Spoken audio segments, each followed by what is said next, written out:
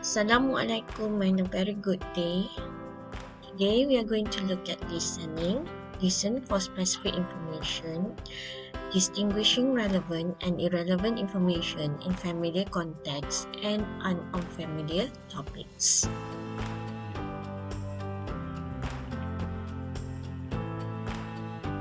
Learn English listening challenges for learners. Listening is an important skill in any language.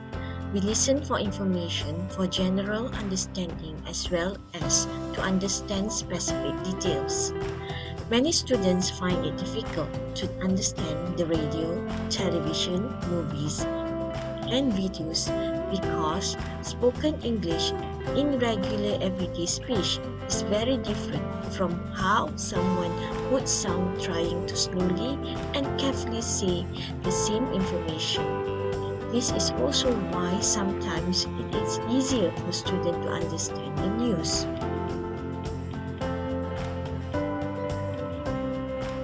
Connected speech and word forms.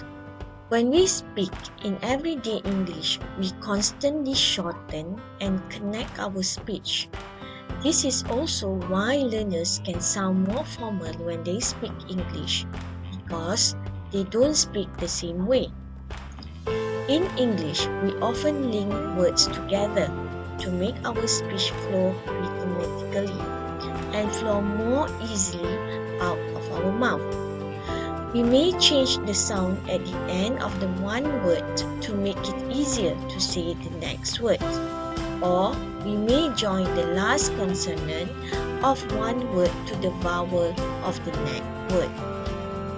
For example, I like an orange. In regular speech, this sounds like I like an orange. Like a. Never heard of that word. What's an orange? Is that some type of fruit?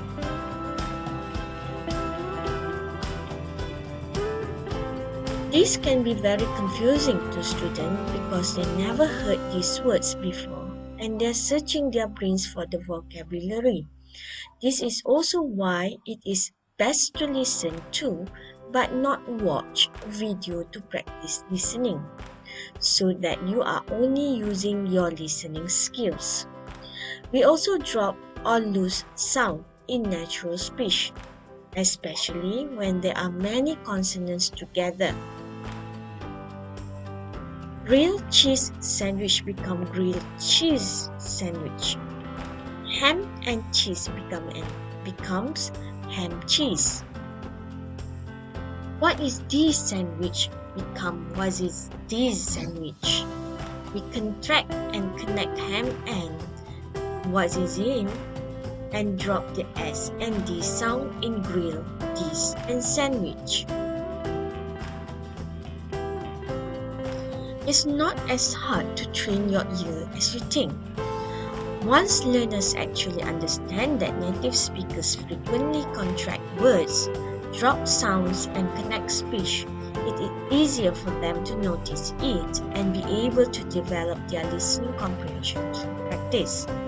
Targeted practice with minimal pairs where only a vowel sound is changed, for example sit, sat, or then, may be necessary for some learners, especially if they do not have some of the sounds in their own language. There are many lessons on YouTube to practice. Just search for minimum pairs. Step 1. Listen for the gist or general meaning. The idea is to only listen for the main point of what's being said. What is the person trying to say? Are they expressing an opinion, giving information, reporting an event, describing something, etc.? What is the speech about in general? Step 2. Listen a second time for details. What are some of the supporting details about the speech? Step 3. Train your ear for natural speech, contractions, word form, etc.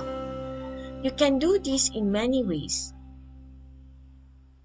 such as look at the transcript of an audio to highlight parts of the text that you cannot hear clearly.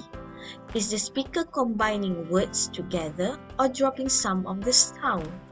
Notice these forms and try to imitate the speaker with your own pronunciation.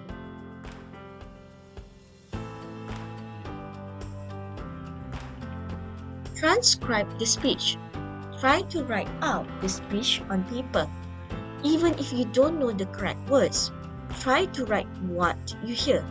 For example, if you write down, "I don't know what the best way to help her," you will see later on the transcript that the person actually said, "I don't know what's the best way to help her."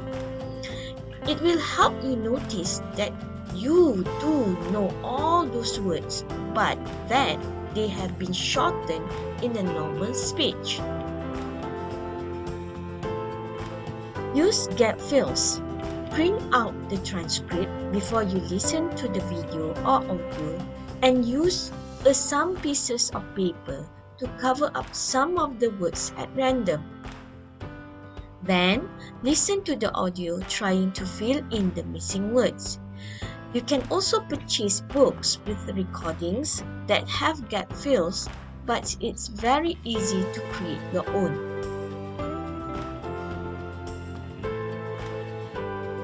Lastly, rinse and repeat. Listen to an audio or video repeatedly.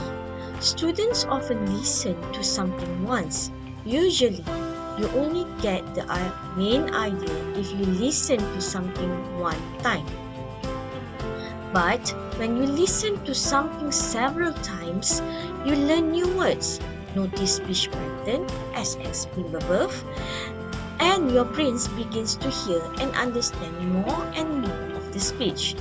It is better to listen to a short audio or video 5 to 10 times than to listen to something longer just in one time.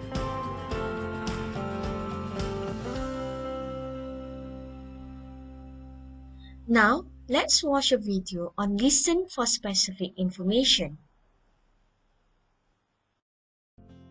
One of the most difficult skills to improve through real-life situations is listening. But have no fear. You can target your learning to make it a breeze. Here are 4 ways to make this happen. If you know you're going into a situation where English is spoken, you can prepare yourself by brushing up on the likely words which could be used. For example, if you're going to the airport, you're most likely to hear things about your flight, destination, visa, and luggage.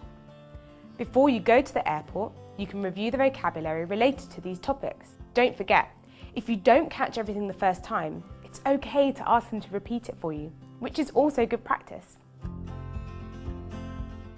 You can also practice by listening for specific information. If we go back to the airport example, you could listen out for your destination or flight number. This will keep the learning focused and practical for you. Like with reading, you can choose what you want to listen to for practice. If you're a TV or film fan, try watching a section without subtitles and then watch again with subtitles to check your understanding. You can also listen to radio programs or podcasts from all over the world. Choose a topic you're interested in, and you'll be amazed how many interesting programs are available. It may be hard to believe, but watching people can also help you listen. How does this work? When people talk, they normally use more than just their words to communicate. They're conveying meaning with their tone of voice, hand gestures, the way they sit or stand, and so on. Carefully observe the people you listen to. Linking it all together can help make the meaning clear to you. One thing to be aware of here is that there may be cultural differences in body language. If you are visiting somewhere new, it's a good idea to have a quick read about the customs and culture of the place beforehand.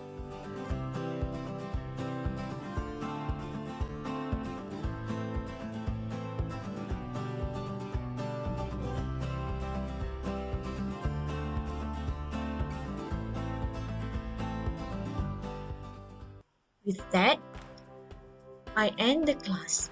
Thank you.